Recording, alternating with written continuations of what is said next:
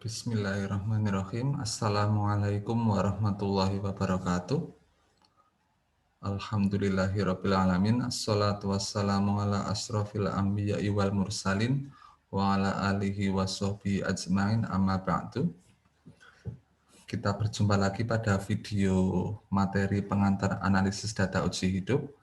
Pada video kali ini kita akan membahas tentang estimasi dari parameter distribusi data uji hidup. Kenapa ini penting?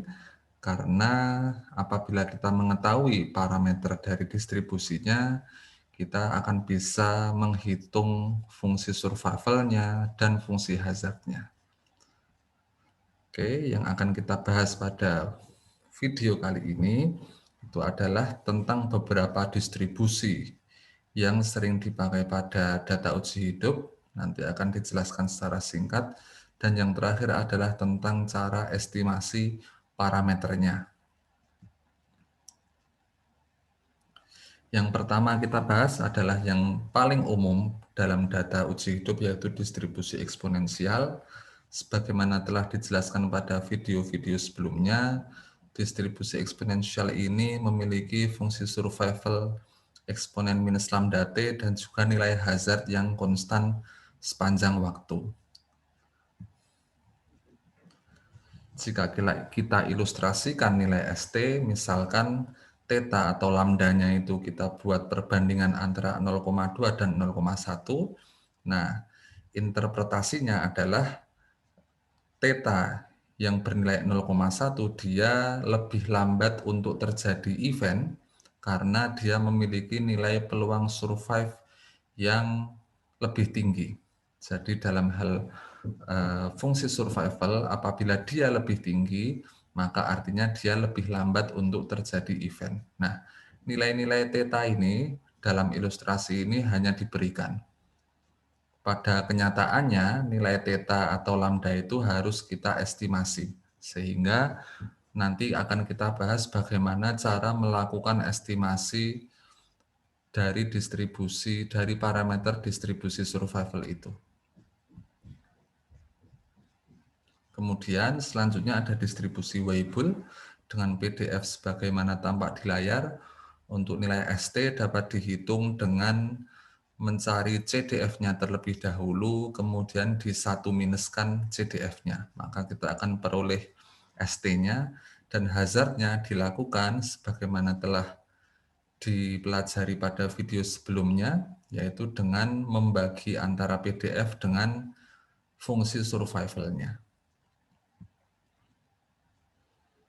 Oke, ini adalah plot fungsi survival dan fungsi hazard untuk distribusi Weibull. Kita lihat fungsi survival untuk beberapa nilai alfa yang berbeda sekonsisten ya, bahwa fungsi survival selalu monoton turun seperti itu. Kemudian untuk fungsi hazardnya ada yang monoton turun, ada yang kadang naik, ada yang konstan. Nah, ketika alfa ini sama dengan 1, maka distribusi Weibull ini dia akan mendekati distribusi eksponensial. Jadi fungsi hazard sebagaimana telah dijelaskan pada video sebelumnya bahwa nilainya tidak harus monoton turun, tapi bisa bermacam-macam. Selanjutnya ada distribusi gamma dengan PDF sebagai berikut. Nah, di sini fungsi hazardnya hanya kami tuliskan dalam bentuk rumus umumnya, ya, karena memang beberapa distribusi tidak memiliki bentuk fungsi hazard yang eksak, ya, seperti itu. Nah, oleh karena itu nanti kita perlu menggunakan bantuan software untuk menghitung fungsi hazard maupun fungsi survival-nya. Lalu ada distribusi log normal, yang mana fungsi survivalnya dapat dihitung dengan mengurangkan 1 dengan hasil dari tabel normalnya, dan fungsi hazardnya juga diperoleh dengan hanya kami tuliskan persamaan secara umumnya saja. Kemudian ada distribusi log logistik, yang juga di sini kita bisa peroleh fungsi survivalnya seperti itu, dan fungsi hazardnya juga dapat diperoleh dengan rumus yang sama, yaitu dengan membagi FT dengan ST, maka kita akan peroleh nilai fungsi hazard sebagai berikut. Lalu ada distribusi yang banyak dipakai di bidang aktuaria dan demografi yaitu Gompertz-McHam ya. Ini jadi model ini ditemukan oleh Gompertz dulu ya. Kemudian disempurnakan oleh McHam dengan menambah koefisien rho 0 ini. Nah, dengan menghitung distribusi fungsi hazard kumulatifnya di sini, kemudian dengan memanfaatkan hubungan fungsi hazard kumulatif dan fungsi survivalnya, kita akan bisa peroleh bahwa fungsi survival distribusi McHam adalah seperti yang tampak pada layar. Nah, permasalahan berikutnya adalah pada distribusi-distribusi yang tadi banyak sekali parameter yang harus kita estimasi supaya fungsi-fungsi tadi dapat diketahui fungsi survivalnya maupun hazardnya. Oke. Nah, pada analisis data uji hidup, estimasi parameter yang umum akan dilakukan dengan menggunakan metode MLE. Oke, sebagaimana kita tahu metode MLE dilakukan dengan membentuk fungsi likelihood terlebih dahulu seperti ini ya, yaitu perkalian dari PDF-PDF-nya untuk masing-masing TI. Oke, sebagai contoh misalkan ada data tahan hidup baterai kalkulator ya.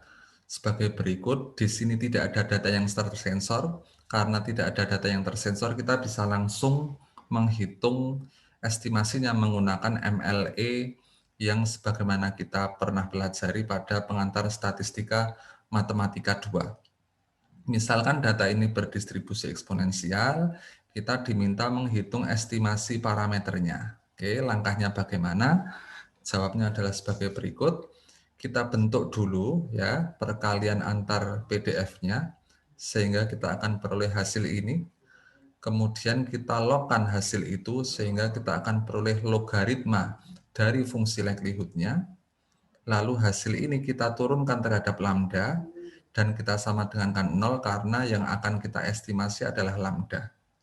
Dengan langkah itu kita akan peroleh lambda head adalah sama dengan N atau banyak data dibagi dengan sigma TI atau jumlahan data. Maka dengan menggunakan data yang ada di soal tadi, lambda head-nya itu adalah 5 dibagi dengan 2,25 dan seterusnya, sehingga kita akan peroleh lambdanya adalah 0,553. Nah, itu jika tidak ada data yang tersensor. Bagaimana jika ada data yang tersensor? Nah, oke. Di sini kita masih ingat bahwa ada lambang delta I yang menyatakan 1 jika data tidak tersensor dan 0 jika tersensor. Maka fungsi likelihood-nya kita modifikasi yaitu bukan lagi perkalian untuk F-nya saja, tapi juga F dikali dengan fungsi survival-nya. Jadi perkalian antara fungsi PDF dengan survival-nya. Di PDF-nya ini kita pangkatkan dengan delta dan survival-nya kita pangkatkan dengan 1 minus delta. Kita bisa lihat seandainya tidak ada data tersensor, maka fungsi likelihood ini akan kembali ke bentuk fungsi likelihood yang umum untuk kita ketahui. Sebagai contoh, misalkan ada 10 ekor tikus ya yang diteliti sampai matinya. Oke, sampai terjangkit kanker ya. Kemudian 4, 5, 8, 9 kita catat dan ternyata ada 5 tikus yang mati, kemudian penelitian dihentikan. Nah, kita diminta menghitung estimasi parameternya. Oke, di sini ada plus-plus ini artinya dia tersensor kanan. Kita tidak bisa menggunakan likelihood yang biasa yang tadi jika tidak ada data tersensor, namun kita gunakan modified likelihood yang tadi sudah kita sampaikan.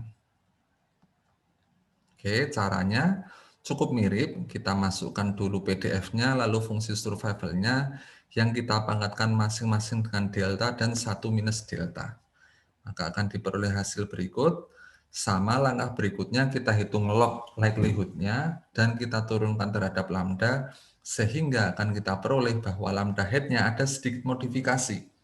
Kalau tadi adalah N per sigma TI, sekarang adalah banyaknya yang tidak tersensor dibagi dengan jumlahan seluruh data. Maka kita akan peroleh hasilnya itu adalah 0,058. Oke.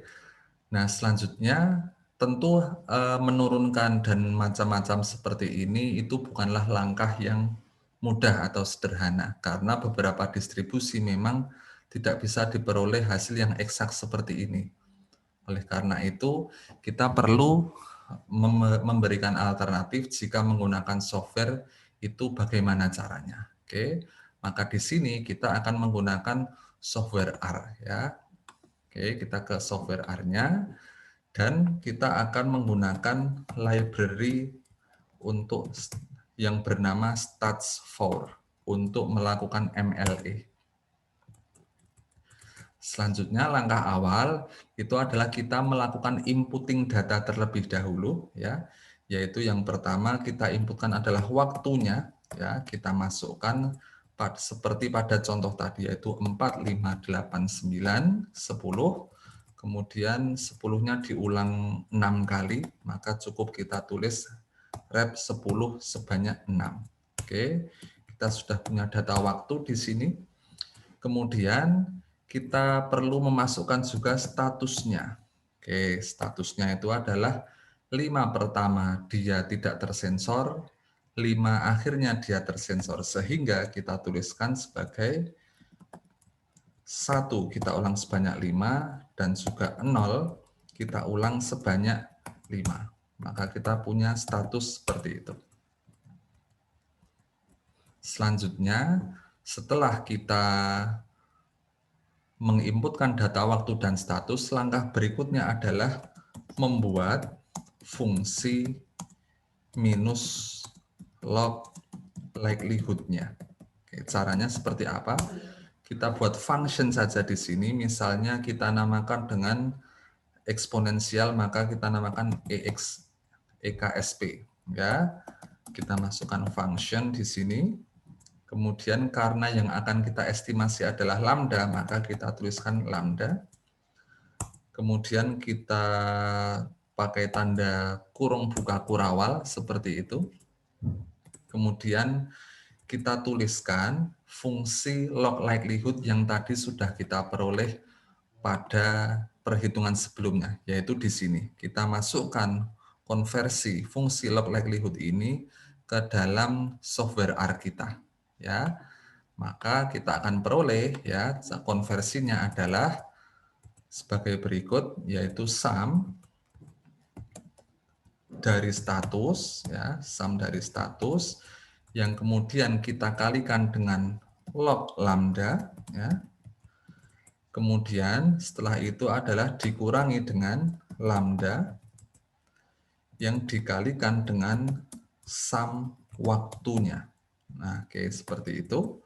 Kemudian, nah, di sini kita harus membuat fungsi minus log likelihood-nya sehingga semua ini kita kalikan dengan minus 1. Oke. Lalu kita tutup program itu sehingga kita sudah memperoleh atau membuat sebuah fungsi untuk mengestimasi distribusi eksponensial. Lalu estimasi berikutnya bagaimana?